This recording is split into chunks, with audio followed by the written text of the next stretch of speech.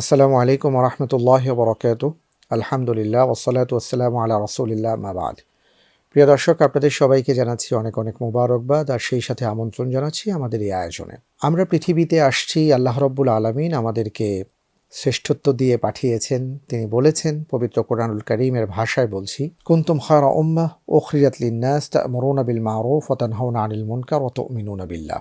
তিনি আমাদেরকে শ্রেষ্ঠত্ব দিয়েছেন, তবে ৩টা শর্ত আমাদেরকে পূরণ করতে হবে। আর এই শর্তগুলো হচ্ছে, আমাদের ঈমান আনতে হবে, ভালো কাজ নিজেরা করতে হবে, অন্যদেরকে ভালো কাজে উদ্বুদ্ধ করতে হবে, মন্দ কাজ থেকে নিজেকে বিরত থাকতে হবে এবং অন্যদেরকেও বিরত রাখতে হবে।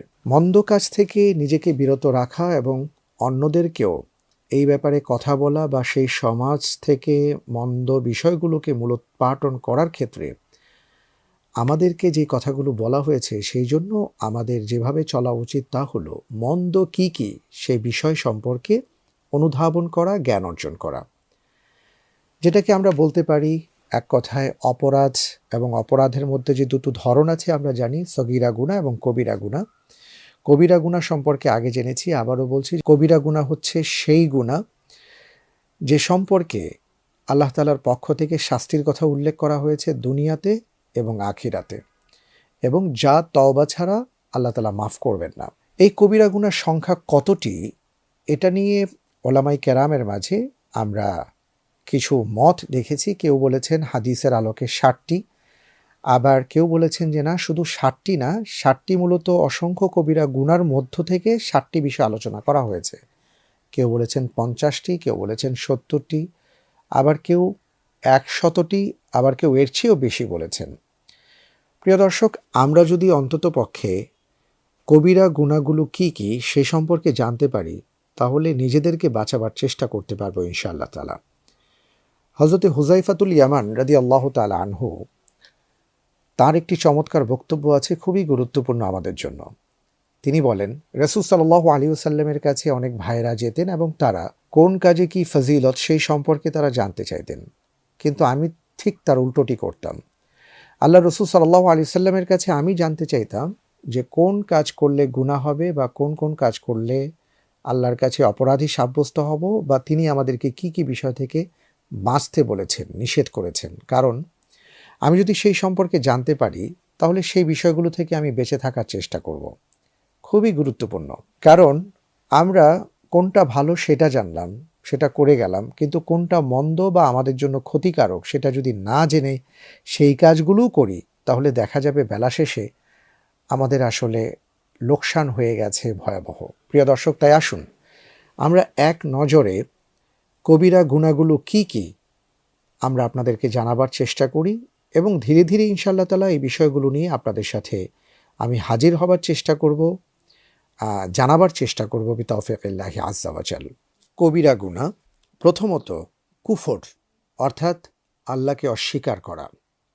দ্বিতীয় যে ব্যাপারটি হলো তা হচ্ছে শিরক, আল্লাহর সাথে কাউকে অংশীদার নিযুক্ত করা।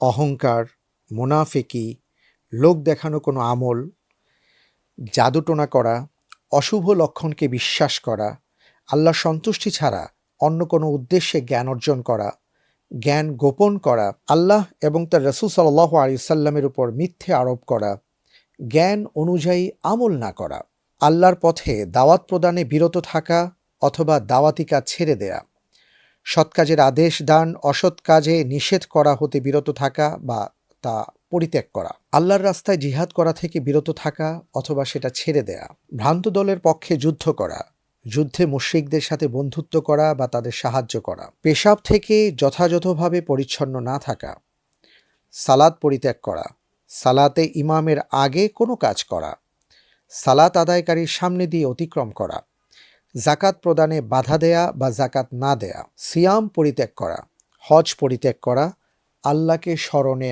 না রাখা, আল্লাহর অবতীর্ণ বিধান ব্যতীত বিচার কার্য করা, শাসন কর্তৃক নাগরিকদের ধোঁকা দান এবং নাগরিকদের সাথে প্রতারণা করা, অন্যায়ভাবে মানুষের সম্পদ ভক্ষণ করা, সুদ খাওয়া, ঘুষ খাওয়া, এতিমের সম্পদ আত্মসাৎ ও অন্যায়ভাবে ভক্ষণ করা, জুয়া খেলা, মিথ্যে সাক্ষ্য দেয়া, শরীয়তের বিরুদ্ধে চক্রান্ত করা, স্বাধীন ব্যক্তিকে বিক্রয় করে মূল্য গ্রহণ করা, অন্যায়ভাবে মালিকানা দাবি করা, মানুষের সাথে প্রতারণা করা, মিথ্যে কসম করে পণ্য বিক্রয় করা, অন্যায় উদ্দেশ্যে পণ্য মজুত করা, মিথ্যে শপথ করা, পণ্যের দোষ গোপন করে এবং মিথ্যে কথা বলে পণ্য বিক্রয় করা, হারাম ব্যবসা করা, অন্যায়ভাবে কোনো কিছু গ্রহণ করা, সাক্ষ্য গোপন করা, জমিনের সীমানা অন্যায়ভাবে পরিবর্তন করা, অধীনস্থদের উপর অত্যাচার করা,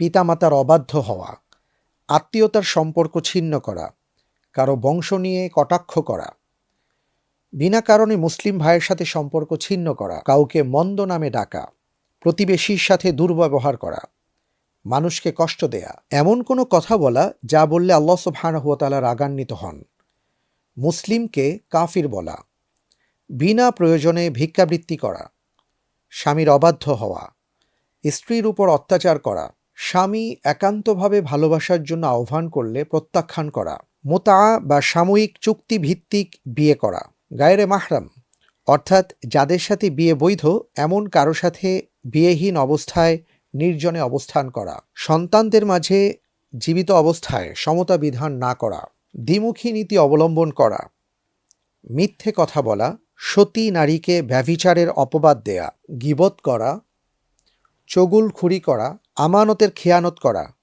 অভিশাপ দেয়া, সাহাবীদেরকে গালি দেয়া, অসমীচীন ঠাট্টা বিদ্রূপ করা, সীমা লঙ্ঘন করা, অত্যাচার ও শত্রুতা পোষণ করা, মারাত্মক ঝগড়া বিবাদ করা, অশ্রাব্য ভাষায় গালিগালাজ করা, হিংসা বিদ্বেষ পোষণ করা, গর্ব ও অহংকার করা, কৃপণতা করা, বাড়াবাড়ি করা, বিশ্বাসঘাতকতা করা, অপকৌশল ও ঠকবাজি করা, অন্যায়ভাবে মানুষকে হত্যা করা, স্বেচ্ছাচারিতা করা, গোয়েন্দাগিরি করা, অন্যায়ভাবে রাগান্বিত হওয়া, অশ্লীল ভাষায় কথা বলা, আল্লাহর আযাব থেকে নিজেকে নিরাপদ মনে করা, আল্লাহর রহমত থেকে নিরাশ হওয়া, অপরের প্রতি খারাপ ধারণা পোষণ করা, উপকার করে খোঁটা দেয়া, আল্লাহর ওলিদের সাথে শত্রুতা করা, আল্লাহর শত্রুদের সাথে বন্ধুত্ব করা, হারামের মধ্যে ডুবে থাকা, ওয়াদা ভঙ্গ করা, মাদকাসক্ত হওয়া, জিনা বা ব্যভিচার করা, সমকামিতায় লিপ্ত হওয়া, বাণিজ্যিক যৌন ব্যবসা করা, চুরি করা, ডাকাতি করা, ঘুষ খাওয়া, চাঁদাবাজি করা, চুগলখড়ি করা ইত্যাদি। প্রিয় দর্শক, আমরা প্রায় ১০০-র উপরে আপনাদেরকে জানাবার চেষ্টা করেছি কবিরা গুনাহগুলো সম্পর্কে। আরও কিছু আছে ইনশাআল্লাহ তাআলা, আমরা চেষ্টা করব আপনাদেরকে সেগুলোও জানাবার। আমরা কেন এই গুনাহগুলো থেকে বেঁচে থাকব? কারণ আল্লাহ সুবহানাহু ওয়া তাআলা সূরাতুন নিসার ৩১ নম্বর আয়াতে ইরশাদ করেন, ইন তাজতানিবু কাবাইরা মা তুনহাউনা আনহু নুকাফফিরকুম আনকুম সাইয়্যাতিকুম ওয়া নুদখিলকুম মুদখালান কারীমা। ইরশাদ হচ্ছে, যদি তোমরা বড় গুনাহ থেকে বেঁচে থাকো যে সম্পর্কে তোমাদেরকে নিষেধ করা হয়েছে, তাহলে আমি তোমাদের মন্দ কাজগুলোকে মোচন করে দিব এবং আমি তোমাদেরকে সম্মানিত জায়গায় প্রবেশ করাবো। সুবহানাল্লাহি ওয়া বিহামদি।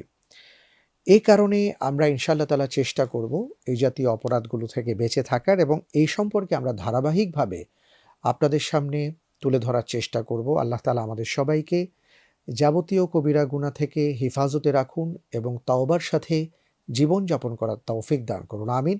এই প্রত্যাশায় আজকের মতন বিদায় নিচ্ছি। আসসালামু আলাইকুম ওয়া রাহমাতুল্লাহি ওয়া বারাকাতুহু।